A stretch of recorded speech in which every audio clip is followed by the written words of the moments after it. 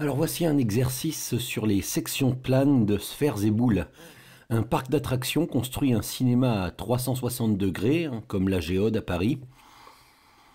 Ce cinéma a la forme d'une boule tronquée, posée sur le sol. Une boule dont on a coupé une partie, parce que sinon ça tient pas, il n'y a pas de surface au sol. Le centre de la boule se trouve à 20 mètres du sol. Et la hauteur du bâtiment, la hauteur totale du cinéma, est de 50 mètres. Je vous ai fait un petit schéma là. Et moi, je voudrais connaître la surface au sol occupée par ce bâtiment. De combien de surface dispose-t-on sur le sol de ce bâtiment? Donc, je vous invite à essayer d'y réfléchir vous-même en mettant la pause et on reprend dès que vous avez une solution. Bien, alors je pense qu'il vaut mieux commencer par bien voir ce qu'on veut, ce qu'on cherche, ce qu'on calcule. Hein, vous avez vu, là j'ai représenté le sol avec cette espèce de boule tronquée posée dessus. Voilà, et la surface que je calcule, c'est le sol à l'intérieur du cinéma. Hein, voilà, si je peux compléter comme ceci, hein, voilà, la surface que je calcule, c'est ça. C'est ce que j'ai mis en gris, voilà. On peut s'imaginer qu'on voit ça en relief, que la boule est posée sur le sol, enfin que la boule tronquée, la boule coupée est posée sur le sol, et voilà la surface ronde, circulaire, que je cherche à calculer. Voilà, donc cette surface-là, elle est dessinée en perspective, mais dans la réalité, nous savons que c'est un disque. Et nous nous demandons l'aire. Quel est l'aire de ce disque? Et l'aire du disque, il y a une formule. Est-ce que vous vous souvenez de la formule de l'aire du disque? Bien, si vous en souvenez pas, il faut la connaître. Alors, l'aire du disque s'obtient en faisant pi fois rayon au carré. Pi fois rayon au carré. Apprenez bien cette formule si vous n'en souvenez pas. On peut vous la demander dans n'importe quel problème, dans n'importe quel chapitre. D'accord. Donc, qu'est-ce qu'elle me dit, cette formule? Elle me dit, pour calculer l'aire du disque, il faut le rayon. Il faut le rayon du disque dont on cherche à calculer l'aire. D'accord? Donc en fait, moi, je pourrais répondre à la question à calculer la surface une fois que je connaîtrai le rayon, ici. Voilà. Vous voyez, voilà ce que je cherche. Le rayon du disque dont je voudrais connaître la surface. Le rayon du disque qui représente le sol de la salle de cinéma. Ok, comment allons-nous calculer ce rayon? Eh bien, la seule chose que nous avons, c'est les données numériques de l'énoncé. Le centre de la boule se trouve à 20 mètres du sol. Alors, voilà, vous voyez où se trouve le sol. 20 mètres au-dessus du sol, c'est exactement le centre de la boule. Donc voilà, je vais appeler, tenez, je vais donner un nom au rayon. Ce point-là, je vais l'appeler B, ce point-là, je vais l'appeler C. Et le centre de la boule, qui est 20 mètres au-dessus du point C, voilà. Voilà, je peux représenter ça comme ça. Je vais l'appeler O. Voilà, là, j'ai représenté que le centre de la boule est 20 mètres au-dessus du sol. Maintenant, intéressons-nous à l'autre donnée. La hauteur du bâtiment est de 50 mètres. C'est-à-dire que du point C qui est sur le sol jusque tout en haut, tout au sommet de la boule, ça fait 50 mètres.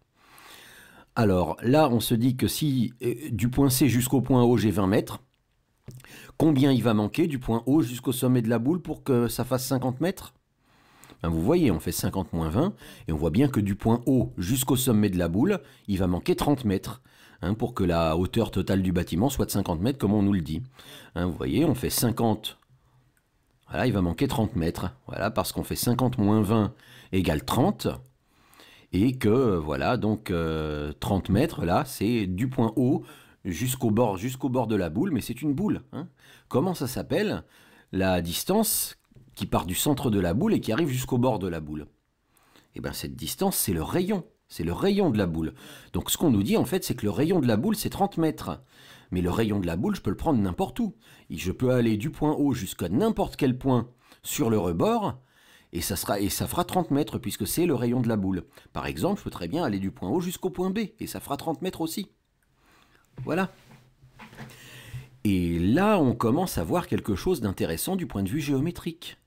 On commence à voir un triangle OBC, entre la hauteur et une ligne sur le sol, qui va donc être un triangle rectangle, dont on connaît deux longueurs, 20 mètres et 30 mètres, et dont on cherche à calculer la troisième longueur. Et il se trouve que pour calculer la troisième longueur d'un triangle rectangle, on a un théorème qui vous a sans doute déjà beaucoup servi, qui s'appelle le théorème de Pythagore.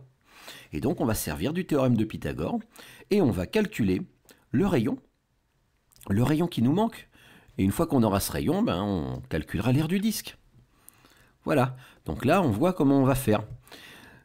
Voilà, tenez, je vous remets le triangle là OBC en un plus grand. N'hésitez pas vous-même, lorsque vous résolvez un exercice, ainsi un dessin en 3 dimensions qui devient trop difficile à lire, d'en extraire le triangle dans lequel vous le travaillez, de le dessiner un petit peu plus loin, en plus grand à côté. Voilà, vous voyez, donc là tout ce qu'on cherche c'est à calculer la distance BC. Et ça c'est typiquement une situation du théorème de Pythagore. Donc voilà, l'hypoténuse c'est le côté OB et on rédige le théorème de Pythagore comme on a l'habitude, par exemple en écrivant le triangle BCO est rectangle en C. D'après le théorème de Pythagore, le carré de l'hypoténuse, donc BO au carré, est égal à BC au carré plus CO au carré. Là, on remplace les distances que l'on connaît par leur valeur. Ça fait 30 au carré égale BC au carré plus 20 au carré. On calcule, 30 au carré c'est 900, 20 au carré c'est 400. Donc 900 égale BC au carré plus 400. Et donc BC au carré, si je veux BC au carré tout seul, j'ajoute moins 400 à gauche et à droite du signe égal, et j'obtiens que BC au carré c'est 900 moins 400, c'est 500. Voilà. Et donc le rayon, c'est le nombre dont le carré vaut 500. Et pour connaître le rayon c'est la racine carrée de 500, qui se simplifie également en 10 racines de 5. Voilà, je ne donne pas de valeur approchée du rayon parce que c'est pas ce qu'on nous demande. On nous demande la surface au sol. Vous pouvez vous demander sans doute peut-être également pourquoi est-ce que j'ai écrit le rayon en gris alors que j'avais écrit tout le reste en bleu. Peut-être certains d'entre vous ont compris pourquoi j'ai écrit le rayon en gris. On va voir maintenant. Donc l'idée c'était maintenant qu'on a le rayon, on le met dans la formule de l'aire du disque et on calculera l'aire du disque qui est au sol. L'aire du disque, c'est pi fois rayon au carré. Mais rayon au carré, une petite minute, le rayon au carré, vous l'avez écrit sur l'avant-dernière ligne. BC au carré, c'est exactement le rayon du disque au sol au carré. Donc en fait, au lieu de prendre le racine de 500 ou le 10 racine de 5 et de le mettre au carré, j'ai qu'à dire que c'est 500.